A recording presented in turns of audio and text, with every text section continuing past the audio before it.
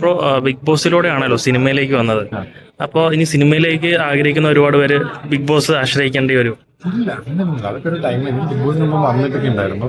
എനിക്ക് ആ പ്ലാറ്റ്ഫോമിലൊരു അട്രാക്ഷൻ ഉണ്ടായിരുന്നു. അതിന്റെ ഒരു എനിക്ക് ആ 100 ഡേയ്സ് എനിക്ക് ഭയങ്കര ഇഷ്ടമായിരുന്നു. അപ്പോൾ എനിക്ക് ബെസ്റ്റ് ചെയ്യണമെന്നുണ്ടായിരുന്നു.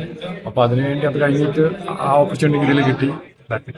ഒരുപാട് പേരുന്ന് കേട്ടിട്ടുണ്ട്, കുറച്ച് പേര് ബിഗ് ബോസിൽ നിന്ന് കുറച്ച് പേര് രക്ഷപ്പെട്ടു പോകുന്നു, കുറച്ച് പേര് എന്നാൽ ചെയ്തുകൊണ്ടിരുന്ന അവരുടെ മേഖലയിൽ തിരിച്ചു പോകാൻ പറ്റാത്തൊരവസ്ഥകളൊക്കെ വരുന്നുണ്ട്. അതിനെങ്ങനെ ബ്രോ നോക്കി കാണുന്നു? ഇപ്പം നമ്മൾ ആ ഒരു പ്ലാറ്റ്ഫോം എങ്ങനെ യൂസ് ചെയ്യുന്നതനുസരിച്ച് അത് കഴിഞ്ഞിട്ടുള്ള കാര്യങ്ങളും അല്ലെങ്കിൽ അതിപ്പം എല്ലാത്തിലും നമ്മളിപ്പം എല്ലാ മീഡിയയിലും ഉണ്ടല്ലോ. ഓരോരുത്തർക്ക് സക്സസ് ഡിപ്പെൻസ് അപ്പോൺ അത് ലക്ക് ഫാക്ടർ ഉണ്ട്, ഹാർഡ് വർക്ക് ഉണ്ട്, കുറെ ഫാക്ടേഴ്സ് ഉണ്ട്.